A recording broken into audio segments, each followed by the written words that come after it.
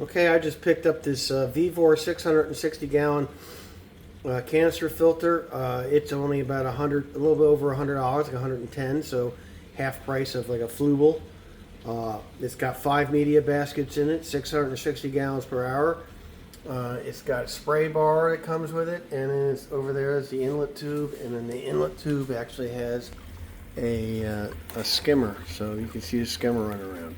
So it was easy to set up. You just got to take the hoses and like when you hook the hoses up to the connectors to the tank to the top of the canister, you got to run them under hot water to get them hot and soft, and they'll slide right over the top of the connector. If you try to do it when the hoses are cold, you'll never do it. You'll break something. You'll break the connector.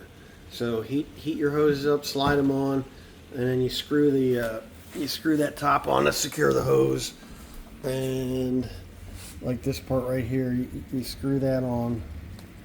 You screw that on after you've slid this up there. So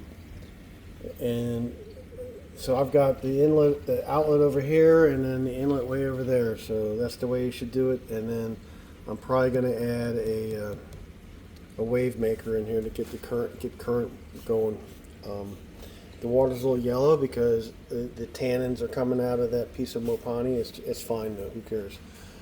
I'm putting some fire mouse in there, and probably a Severin, and some either giant Danios or silver dollars. But I'm impressed with the build quality. There's nothing wrong with it at all. I've seen some people be like, well, it's cheap. It's it broke and this. I think some people are idiots. I have no problem with this. But really, the underneath of this cabinet is like 20 inches. So that's why I had to notch it to get those hoses in there. Only drawback is I can't see. I'm gonna have to make the hole bigger because I really can't see. Like if I want to turn on, and this has got a UV light in it, which I'm not running right now. I don't need it, but there's a UV light in there, so you can actually, when you get the fish in there, you turn that on for, I think it's 6, 8, or 10 hours a day, and then it'll zap out all the algae. So, the Fluval doesn't have that.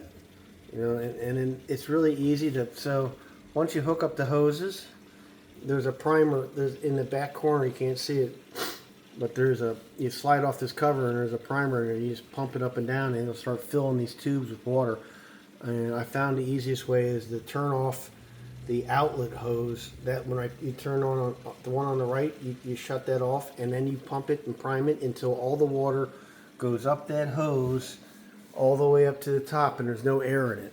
And then you open the other side, and then the water will kind of equalize, plug it in and turn it on, and it runs. And if you can hear, I mean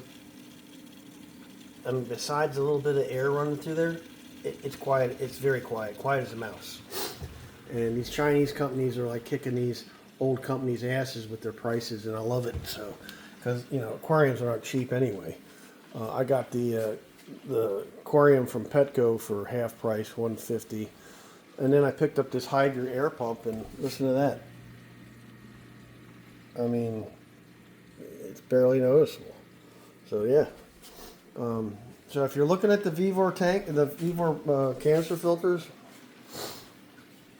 I'd buy. I mean, if your budget, like if you want to get the legacy stuff, you got the money, then get it. But if you're trying to save some money, go for it.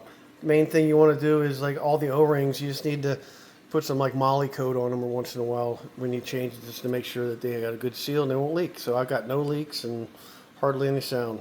It's a good filter.